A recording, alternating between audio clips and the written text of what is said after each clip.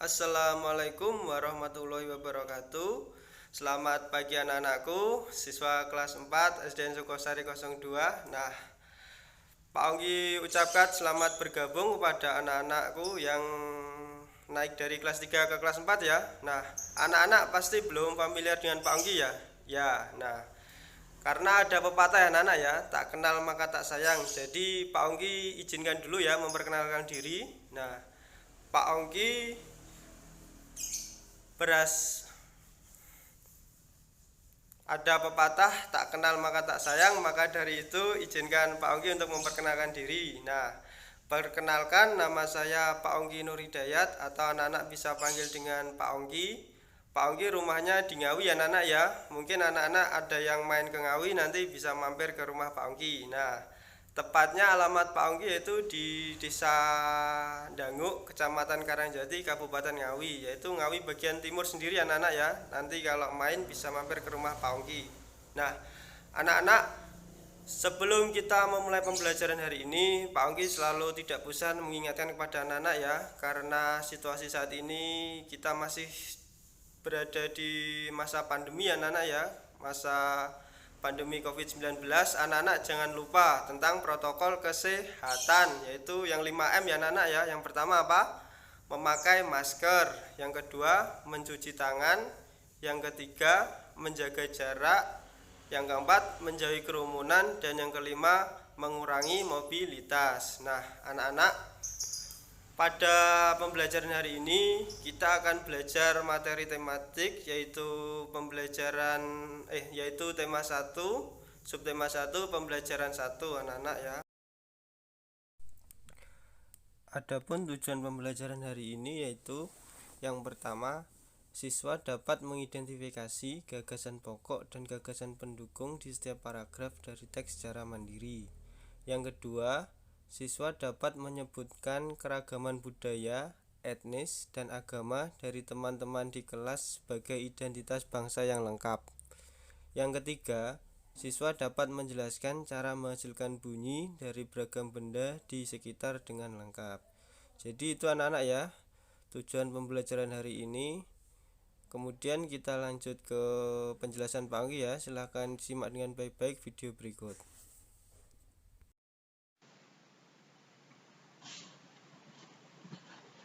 Anak-anak, hari ini kita akan membahas tentang apa itu paragraf pokok dan paragraf pendukung ya anak-anak ya. Sebelum kita membahas tentang itu, Pak Onggi punya sebuah bacaan ya, sudah kelihatan ya. Nah, biasanya bacaan itu terdiri dari beberapa paragraf. Nah, anak-anak sudah tahu ya, paragraf itu apa cirinya? Ya, ada kalimat yang menjorok ke kanan. Itu ada Pak Taninya kan menjorok ke kanan. Ini disebut paragraf pertama. Kemudian tekad Butani ini juga termasuk paragraf baru ya anak-anak ya. Ini termasuk paragraf kedua. Kemudian yang ketiga dan yang keempat. Nah, jadi ciri paragraf itu anak-anak ya, ada kalimat yang menjorok ke kanan. Nah, biasanya satu paragraf terdiri dari beberapa kalimat ya anak-anak ya. Nah, anak-anak perlu diketahui ya, satu paragraf itu selalu memiliki gagasan pokok yang didukung oleh gagasan pendukung. Nah, ini yang akan kita bahas hari ini, yaitu gagasan pokok dan gagasan pendukung. Kira-kira anak-anak sudah tahu belum tentang apa itu gagasan pokok dan gagasan pendukung? Ya, kita bahas sama-sama ya. Gagasan pokok adalah ide utama yang dibahas dalam bacaan berupa kalimat inti atau kalimat pokok dalam paragraf. Nah, jadi kalau anak-anak ketemu gagasan pokok, apa artinya? Kalimat inti ya anak-anak ya, atau kalimat utama yang dibahas dalam bacaan. Kemudian kalau gagasan pendukung adalah uraian tambahan informasi yang mendukung gagasan pokok. Nah, sesuai judulnya ya, gagasan pendukung berarti yang mendukung gagasan pokok atau uraiannya dari gagasan pokok. Nah, biar lebih jelas, ini Pak Onggi punya contoh ya. Di sini Pak Onggi ada bacaan tentang pawai budaya. Nah, ini paragraf pertama ya anak-anak ya, karena ada cirinya menjorok ke kanan. Nah, paragraf pertama ini terdiri dari berapa kalimat anak-anak? Ya, ada 1, 2, 3, 4, 5, 6 ya anak-anak ya. Ada 6 kalimat ya, ditandai dari setiap kata yang disusun dari yang ditandai dari ada titik ya, dari setiap kalimat itu. Nah, yang pertama ya, pawai budaya sangat menarik bagi warga kampung Babakan. Nah, ini termasuk apa anak-anak? Ini termasuk gagasan pokok ya anak-anak ya. Nah, gagasan pokok. Nah, biasanya ciri gagasan pokok itu terletak di awal ya anak-anak ya. Nah, ini kan pawai budaya sangat menarik bagi warga kampung Babakan. Nah, selanjutnya, pawai ini selalu menampilkan keragaman budaya Indonesia. Terus Udin dan teman-temannya tidak pernah bosan menanti rombongan pawai lewat. Nah, ini termasuk gagasan pendukung. Karena gagasan pendukung ini menjelaskan dari gagasan pokok ya Nana ya. Gagasan pokoknya kan pawai budaya sangat menarik bagi warga kampung Babakan. Terus di kalimat kedua kan dijelaskan kalau pawai itu menampilkan budaya Indonesia. Terus Udin tidak pernah menanti rombongan pawai lewat. Nah, jadi gagasan pendukung itu menjelaskan gagasan pokok ya Nana ya, intinya ya. Selanjutnya ini tugas untuk anak-anak nanti. Anak-anak coba lihat di paragraf kedua. Ini gagasan pokoknya mana anak-anak ya. Coba anak-anak baca dulu. Ya, biasanya gagasan pokok itu terletak di kalimat pertama atau anak-anak yang paling atas sendiri ya. Nah, dan ini paragraf 3 ke 4, paragraf ke 5.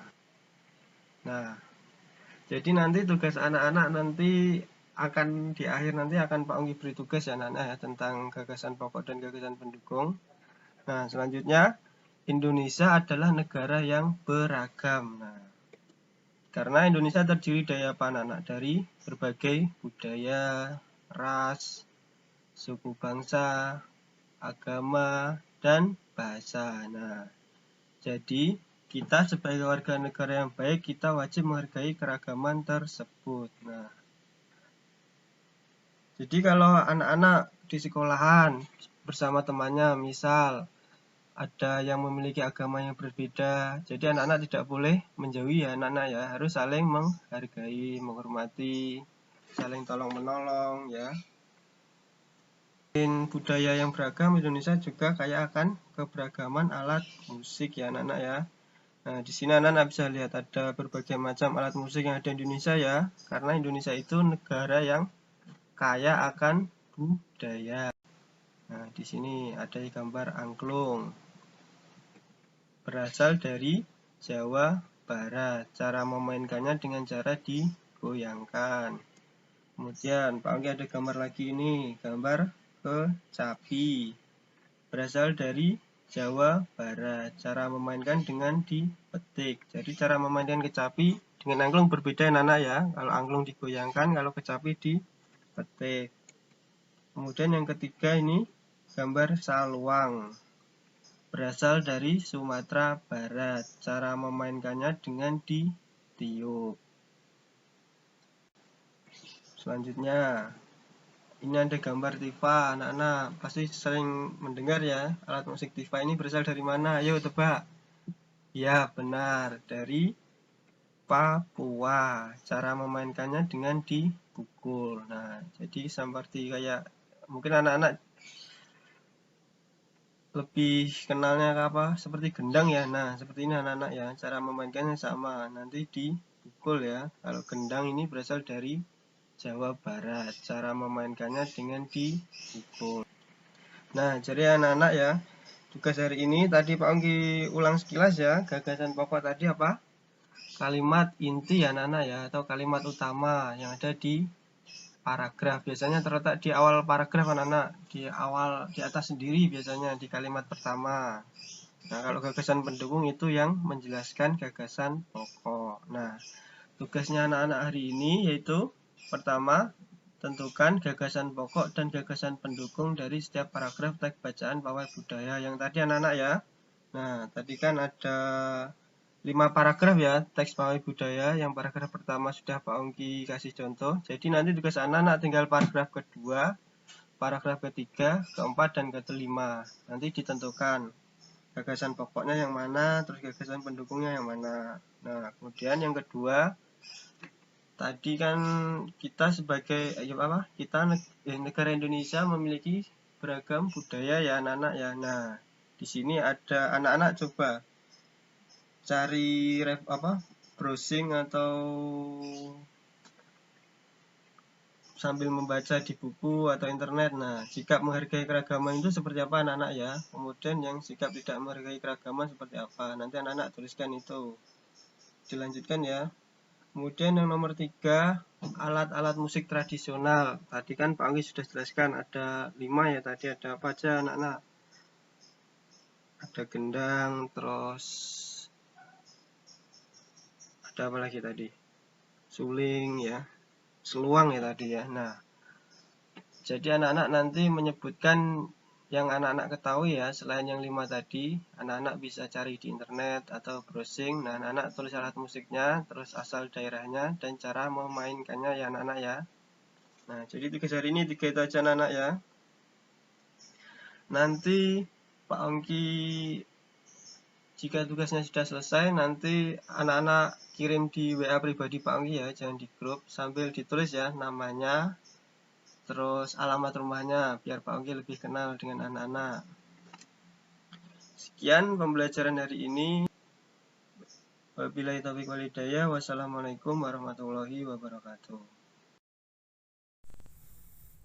Nah, jadi kita ulas ya anak-anak ya pembelajaran hari ini. Tadi kita sudah belajar tentang apa itu gagasan pokok, apa itu gagasan pendukung, terus kemudian keberagaman budaya, keberagaman alat musik. Nah, jadi anak-anak, gagasan pokok itu intinya yaitu kalimat yang inti ya anak-anak ya, atau kalimat utama dari sebuah paragraf. Nah, biasanya gagasan pokok terletak di awal paragraf atau awal kalimat ya anak-anak ya. Nah, kalau gagasan pendukung itu yang menjelaskan gagasan pokok. Nah, kemudian yang tadi yang kedua, keberagaman budaya. Kita harus saling menghormati, harus saling toleransi ya anak-anak ya. Kita tidak boleh bersikap egois ya anak-anak ya. Kita harus saling bekerja sama, harus saling menjaga persatuan dan kesatuan negara Republik Indonesia ya anak-anak ya. Kemudian tadi kita sudah membahas tentang alat-alat musik daerah, ada banyak macamnya tadi anak-anak ya. Nah,